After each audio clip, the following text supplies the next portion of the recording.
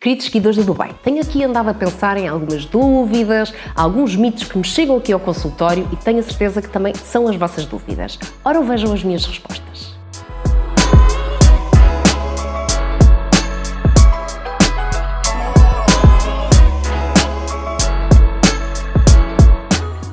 Uma das principais dúvidas que me chega aqui ao consultório é porquê que não devemos ir para a cama com o inimigo? E quando eu falo de inimigo, falo de cheios. Porquê que não devemos alimentar-nos e depois ir imediatamente ou para o sofá ou para a cama? Em primeiro lugar, temos que pensar que a digestão é um processo muito complexo. Portanto, estarmos a comer e imediatamente nos deitarmos é quase como se estivéssemos a não respeitar a fisiologia natural do corpo.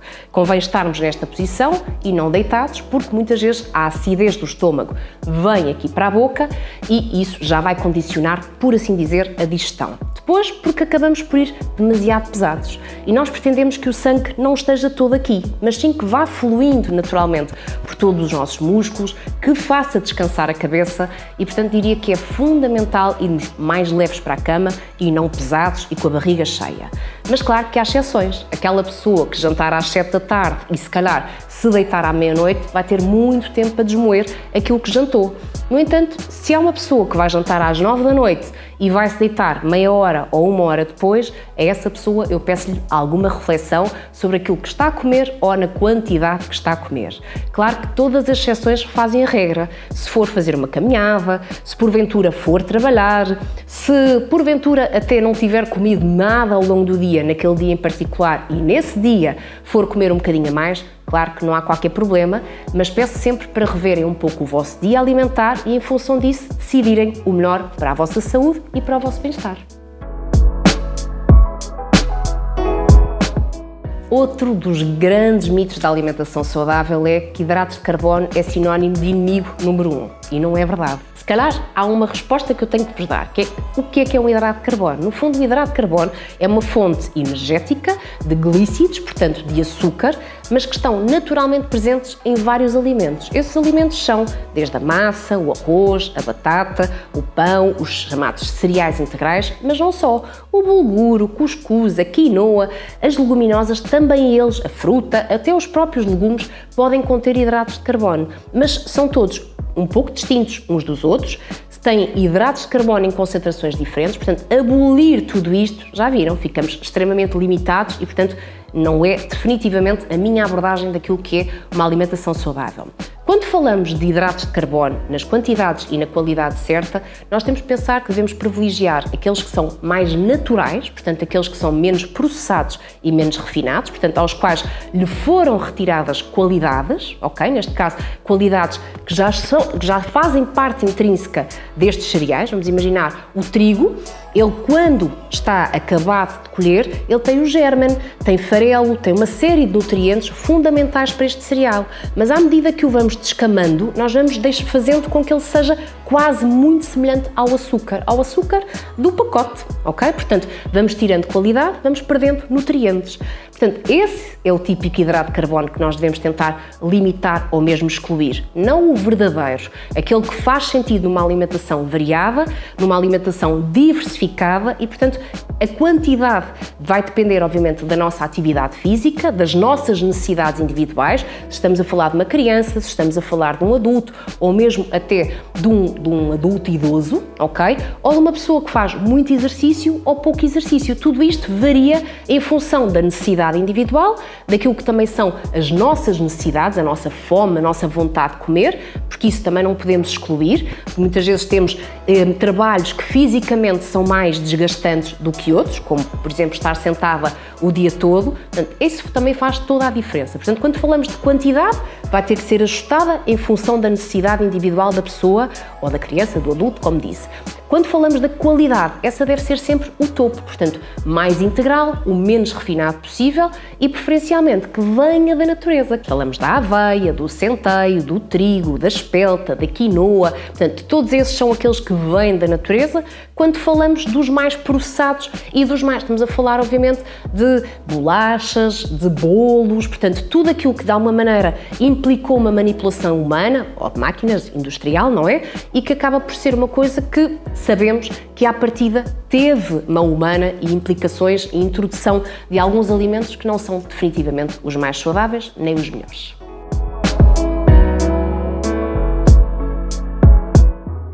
Eu diria que uma das principais dúvidas que me chega ao consultório é o que é ser vegetariano, o que é ser vegano e o que é que diferencia isso de uma alimentação dita tradicional. Em primeiro lugar, quando falamos de uma alimentação tradicional, falamos que normalmente há uma abrangência alimentar em todos os grupos alimentares. Quando falamos do vegetariano ou mesmo do vegano, que é mais um estilo de vida que inclui todo o tipo de exclusão de fontes animais, falamos que a proteína da carne e do ovo são excluídos, podendo estar incluído os ovos e os laticínios. E neste caso falamos de ovo-lacto-vegetariano.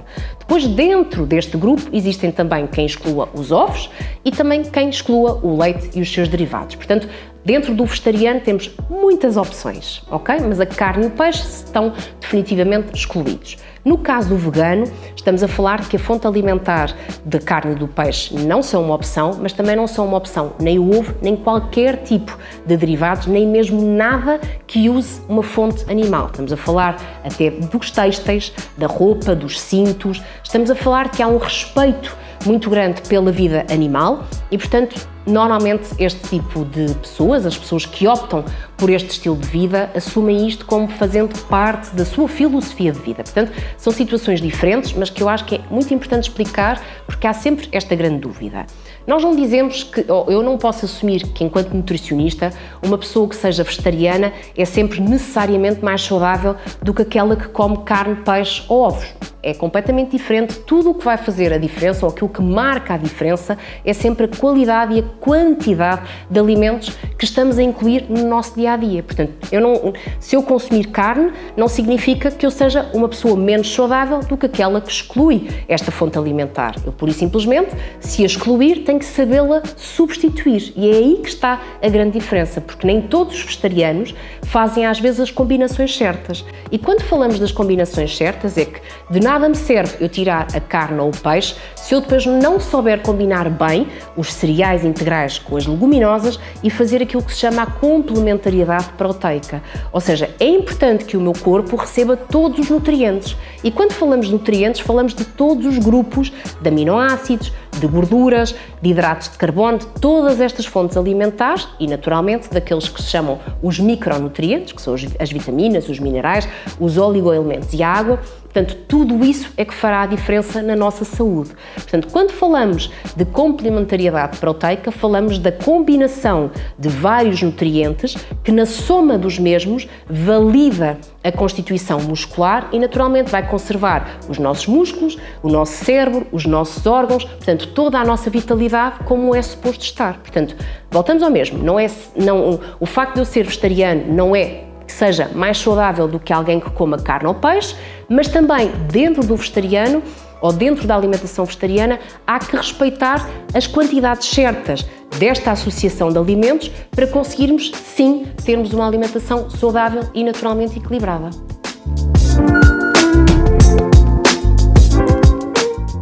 Jejum intermitente. O que é isto?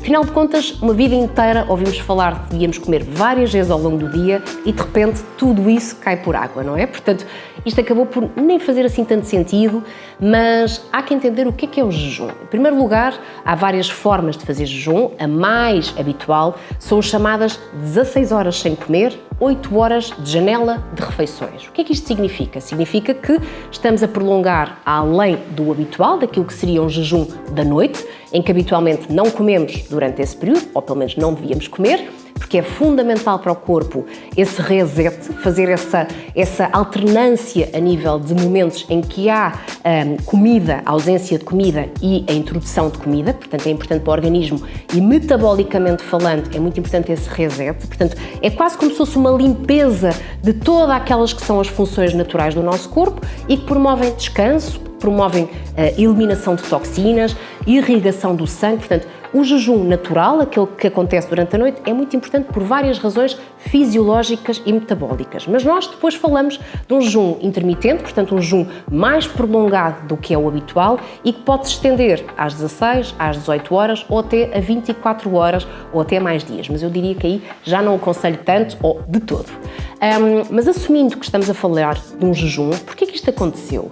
Em 2018, o Prémio Nobel foi atribuído a um japonês que falou de um processo chamado autofagia. O que é isto? É quase como um processo do corpo se autorregenerar. Portanto, ele vai-se comendo a si próprio, que dito assim pode parecer muito estranho, mas é muito importante. Lembram-se de eu ter falado agora de que é fundamental o tal reset? É exatamente isso. O corpo tem a capacidade de se autorreparar através deste processo em que ele vai eliminando toxinas, coisas que não são necessárias, fazendo este processo de limpeza, portanto, da autorregulação. Então, o jejum é muito isso. Nós sabemos que o corpo automaticamente vai-se conseguindo adaptar nesse processo e que esse processo pode ser, afinal, melhor do que se nós estivermos constantemente a alimentá-lo ao longo do dia.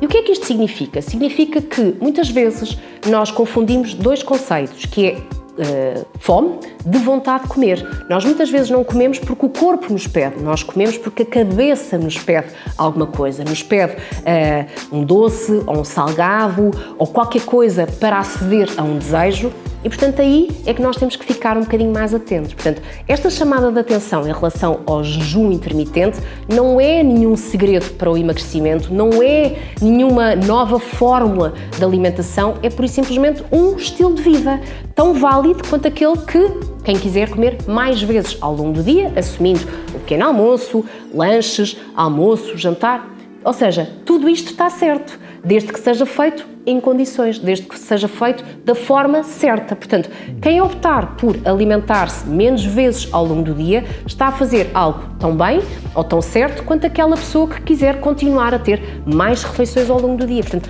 nada está errado. Voltamos ao mesmo. O importante é que ao longo do tempo de refeições a qualidade seja garantida e que os nutrientes que devemos dar ao nosso corpo e, consequentemente, à nossa saúde e ao nosso bem-estar sejam bem feitos. Portanto, todos os nutrientes têm que lá estar. As vitaminas, os minerais, as proteínas, as gorduras, os hidratos de carbono. Portanto, tudo isto tem que lá estar, independentemente de eu comer 2 vezes ao longo do dia ou 20, ok?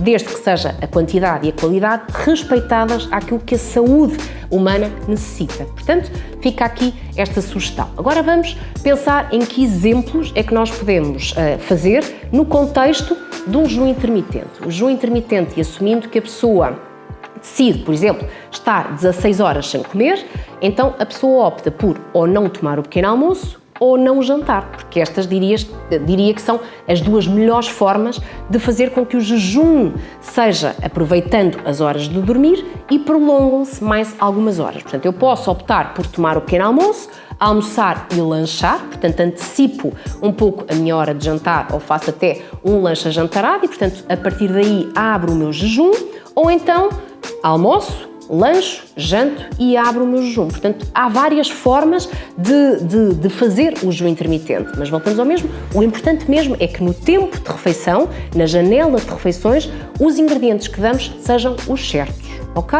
E quando falamos de alimentos certos, estamos a excluir deste grupo tudo o que sejam açúcares, entenda-se, todos os refinados, portanto, bolos, pão branco, cereais sem qualquer interesse nutricional, ou seja, cereais açucarados, de pequenos almoços, por exemplo, para quem optar por abrir o seu jejum com a primeira refeição do dia, assumindo que é o pequeno almoço.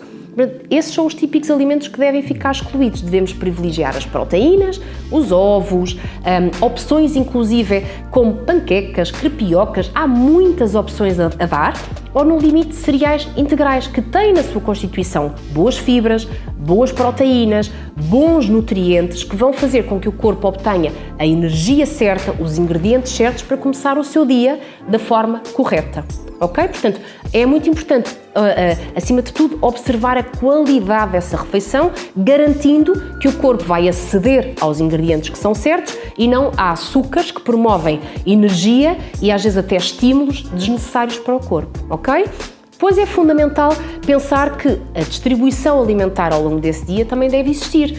Afinal de contas, eu posso comer num menor tempo ao longo do dia, mas devo garantir que as refeições que são dadas nesse dia sejam igualmente nutritivas do que aquelas que decidem comer mais vezes ao longo do dia. Ou seja, eu devo continuar a respeitar a exclusão da comida processada, das fontes de açúcares, como já falei, de tudo o que seja gorduras, fritos, panados, todas essas coisas devem continuar a ser excluídas. Portanto, não é porque eu vou estar mais tempo sem comer que eu posso livremente poder comer estas coisas todas. Não significa que não haja uma exceção, mas por norma é realmente importante que a pessoa retire. Não é porque teve mais tempo a jejuar que o corpo, de uma forma aleatória e quase inexplicável, vai conseguir queimar mais facilmente essa gordura. Isso não é verdade. Pura e simplesmente, se calhar ao comermos durante menos horas do dia, vamos introduzir menos calorias, portanto, menos quantidade energética, e isso é que às vezes faz com que a pessoa emagreça. Mas voltamos ao mesmo. Depende tudo da quantidade e da qualidade dos ingredientes que vamos introduzir ao longo da janela de refeições. Sejam elas 8 horas, 10 horas, 12 horas ou muitas horas ao longo do dia. Tudo depende daquilo que é distribuído ao longo desse tempo. Portanto, não é por eu estar mais tempo sem comer que o meu corpo vai ganhar aqui uma capacidade extra de queimar calorias, ou como quem diz, de queimar energia. Não. Nós temos é que pensar sempre que no tempo da refeição é fundamental incluirmos os ingredientes certos, ok? Portanto, isso é a primeira coisa a pensar. Quando falamos do tempo de jejum, o que é que não interrompe o jejum? Não interrompe o jejum tudo o que é água, café ou infusões e chás, desde que não tenham na sua constituição nenhuma fonte de açúcar, ou seja, não seja adicionado açúcar. Portanto, ao longo desse tempo podemos ir bebendo água, chás, cafés, todas estas fontes líquidas, porque não vão interromper o jejum, e é importante essa hidratação, até para quem está a iniciar-se no processo de jejum, é fundamental que se vá hidratando, portanto, ajudar o corpo a estar hidratado, a limpar essas toxinas. Quando abre o jejum, voltamos ao mesmo, dar preferência, dar privilégio às fontes proteicas, às fontes de cereais integrais, que são aqueles que nos vão dar fibras e bons nutrientes, e evitar tudo o que sejam fontes rápidas de açúcar, que vão quase que ser absorvidas com imensa ganância no nosso corpo e desequilibrar por completo até a nossa energia. Portanto, respondendo à vossa dúvida, não é porque fazem jejum ou porque comem várias vezes ao longo do dia que está certo ou errado. É uma opção vossa, a escolha é vossa e de acordo com aquilo que vos fizer sentido. Agora, há uma coisa que não se podem esquecer, de que para emagrecermos nós precisamos de comer menos do que gastamos. Como quem diz, isto é uma soma tão simples quanto 1 mais 1 ser igual a 2. Portanto, não compliquem, a alimentação saudável é muito mais simples e acessível do que nós muitas vezes associamos. Só que nós complicamos porque existe um fator chamado emoções, vontade de comer, guludices, excessos, voltamos sempre ao mesmo. Portanto, esse é que é o 1 mais 2 igual a 3, como quem diz, há extras, ok? E esses extras é que nós temos que quantificar e de alguma maneira pôr em causa. Portanto, não é por escolherem uma opção ou outra que serão mais saudáveis. Isto têm que pensar é que têm que fazer uma escolha em função àquilo que vos fizer sentido. Se para vocês faz mais sentido comer apenas 3 vezes por dia ou 2 vezes por dia, desde que aquelas refeições que façam sejam as mais nutritivas e as adequadas, está tudo bem. Se vocês são das pessoas que gostam de ir comendo ao longo do dia, desde que essa distribuição seja feita em função daquilo que vocês precisam, como quem diz, da necessidade energética e de nutrientes que o vosso corpo necessita, também está tudo bem. Portanto, não há nenhum segredo, nem nenhuma ciência tão recambulesca quanto isso. Nós precisamos de perceber qual é que é os ingredientes, portanto, a qualidade e a quantidade certa, e isso é que fará a diferença. Se tiverem outras dúvidas, digam, escrevam nos comentários, partilhem, porque eu vou estar aqui disponível para vocês.